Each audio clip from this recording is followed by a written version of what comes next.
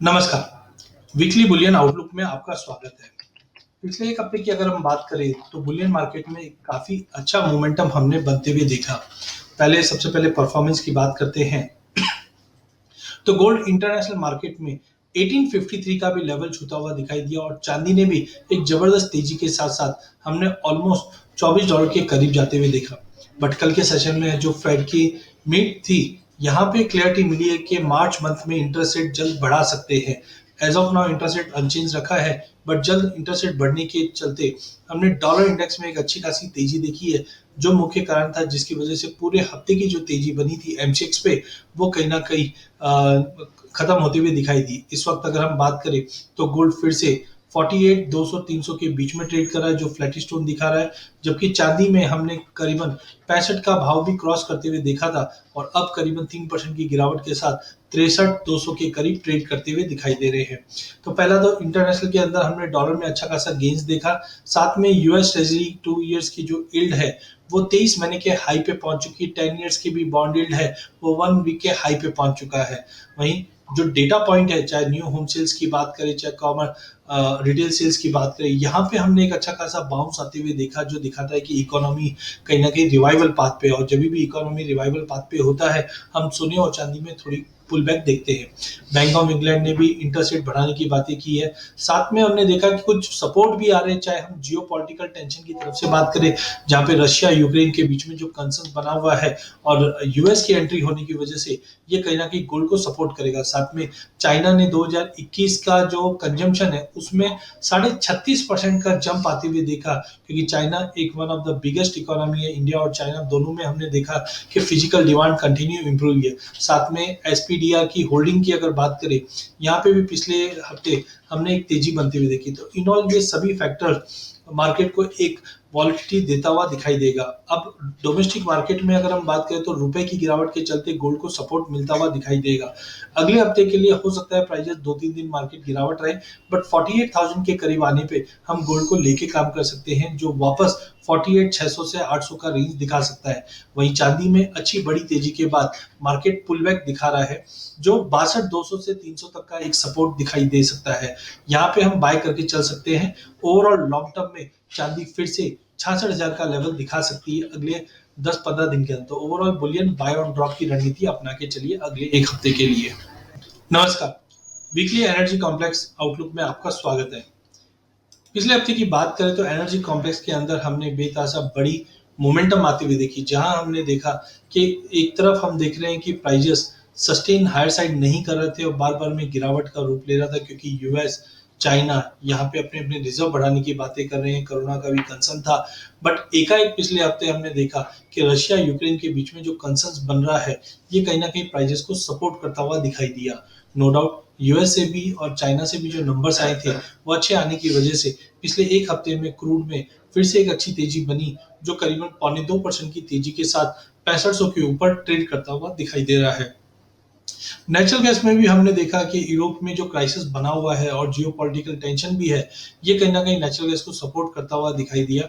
कल के सेशन में डोमेस्टिक मार्केट में हमने मार्केट को क्लोज होते हुए देखा था, but despite that international market में 6% की बड़ी तेजी हमने नेचुरल गैस में बनते हुए दिखाई दी, जिसके तहत डोमेस्टिक मार्केट में भी इस वक्त 7% की तेजी वीक ऑन वीक में हमने आते हुए देखी और प्राइजेस 307 के ऊपर अच्छे से ट्रेड कर रहा है। फंडामेंटल साइड्स की अगर हम बात करें तो जैसे कि हम जानते हैं कि यूएस यूक्रेन के बीच में जो तनाव है, ये कहीं ना कहीं सप्लाई डिस्टर्ब कर सकता है और ये क्रूड को और नेचुरल गैस को सपोर्ट करता हुआ दिखाई देगा। इन्वेंट्री के अंदर अगर हम बात करें तो गैसोलीन की इन्वेंट्री में हमने बिल्डअप आते हुए देखा है, बट फ्यूल की डिमांड भी बढ़ती हुई दिखाई दे रही है। ओवरऑल हमने देखा कि 100 मिलियन बैरल की जो कंजप्शन है वो मार्च तक पहुंचते हुए दिखाई दे रही है, जिसको देखते हुए गोल्डमैन सैक्स और बाकी बैंकर्स ने भी अपने जो अपसाइड टारगेट है वो रिवाइज किए हैं। ओपेक ने बताया है कि जो सप्लाई है वो धीरे धीरे इंप्रूव होगी, बट कोविड को लेकर अभी भी कंसर्न्स कुछ बने हुए हैं, बट सप्लाई के साथ साथ ग्लोबल डिमांड भी हम रिकवर होते हुए देख पाएंगे। वहीं नेचुरल गैस के अंदर हमने देखा कि प्राइजेस वेदर कंडीशन के चलते भी तेजी का रूप दिखा रहा है, साथ में इन्वेंट्री में जो ड्रॉप है ये भी प्राइजेस को सपोर्ट कर रहा है। ओवरऑल अगले हफ्ते की बात करें तो मार्केट वॉलेटिलिटी के साथ ट्रेड करता हुआ दिखाई देगा। क्रूड में 6650 का लेवल दिखा जरूर सकता है, बट सस्टेनेबल नहीं दिखाई दे रहा है। 90-91 के ऊपर होल्ड होता हुआ नहीं दिख रहा है। जिस दिन से ओपेक मेंबर्स भी अपनी प्रोडक्शन बढ़ाएंगे, यूएस ने भी स्ट्रेटेजिक रिजर्व से क्रूड ऑफलोड करने की बात की है, चाइना ने भी की है। वहीं नेचुरल गैस में अगर 310 के ऊपर प्राइसेस होल्ड करता है तो टेम्पररी 324 तक का एक जंप दिखा सकता है। ओवरऑल एनर्जी के अंदर एक पॉजिटिव मोमेंटम बनता हुआ दिखाई दे सकता है। धन्यवाद। नमस्कार। वीकली बेस मेटल की अगर हम बात करें तो बेस मेटल के अंदर हमने जबरदस्त मोमेंटम बनते हुए देखा। नो डाउट हायर साइड का लेवल ब्रीच नहीं कर पा रहा, ना ही लोअर साइड पे, क्योंकि तीन चार चीजें हैं जो काफी इंपॉर्टेंटली मूव कर रही है, जो हम अभी देखेंगे। चाहे हम डॉलर की बात करें, चाहे इकोनॉमी रिवाइवल के प्लान की बात करें, तो ये काफी इंपॉर्टेंट। बट परफॉर्मेंस की सबसे पहले अगर बात करें तो पूरे एक हफ्ते के अंदर परफॉर्मेंस हमने नेगेटिव ही देखी है। जहां कॉपर में हमने 1.5% की गिरावट, जिंक के अंदर 1% की गिरावट, निकल में अच्छी खासी तेजी देखने के बाद 3.5% की गिरावट हमने देखी है। वहीं लेड के अंदर भी हमने करीबन फ्लैट स्टोन ही देखा, लेड और एल्यूमिनियम में। मुख्य अगर स्टोरीज की बात करें तो हमने देखा जिस ढंग से सबसे पहले चाइना ने कंटिन्यू इकोनॉमी को संभालने की जो कोशिश की है, जो लोअर लेवल पे बेस मेटल को सपोर्ट कर रहा है। बट साथ साथ में आप ये भी ध्यान रखिए, 31 तारीख से चाइना मार्केट हॉलिडे पे जा रहा है, जिसके चलते जो रीस्टॉकिंग हो रही थी वो अब रुकते हुए दिखाई दे रही है। इंडिविजुअल कमोडिटी की अगर बात करें तो निकल के अंदर हमने देखा थोड़े बहुत शिपमेंट वापस इंडोनेशिया से चाइना की तरफ बढ़ते हुए दिखाई दे रहे, जिसके चलते हमने 1800 से प्राइजेस में एक अच्छी खासी गिरावट देखी। बट ओवरऑल जो मार्केट है वो डेफिसिट में रहेगा। जिस दिन से आईएनएसजी की जो रिपोर्ट आई है, यहाँ पे डेफिसिट नवंबर में जो बता रहे थे वो 3000 टन का बता रहे थे। तो ओवरऑल जिस दिन से ईवीज की डिमांड है वो निकल को कंटिन्यू सपोर्ट करती हुई दिखाई देगी।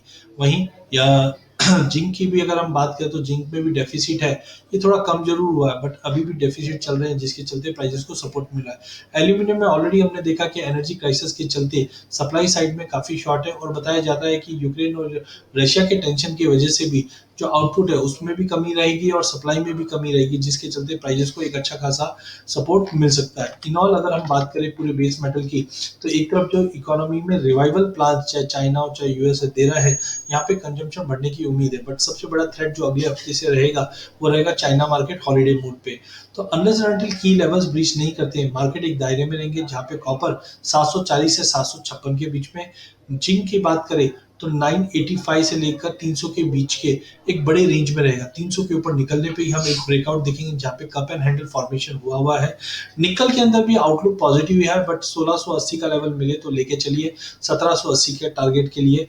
वहीं लेड के अंदर 182 से लेकर 188 की रेंज में रहेगा। एल्यूमिनियम अभी भी अच्छा लगता है, जब तक 240 के ऊपर ट्रेंड है मार्केट 250 से 256 का भी लेवल दिखा सकता है। In all buy on drop की रणनीति अपनाइए, बट चाइना मार्केट एक बार हॉलिडे पे चले जाता है तो वॉल्यूम्स में आप सीवियरली ड्रॉप आते हुए देख पाते हैं।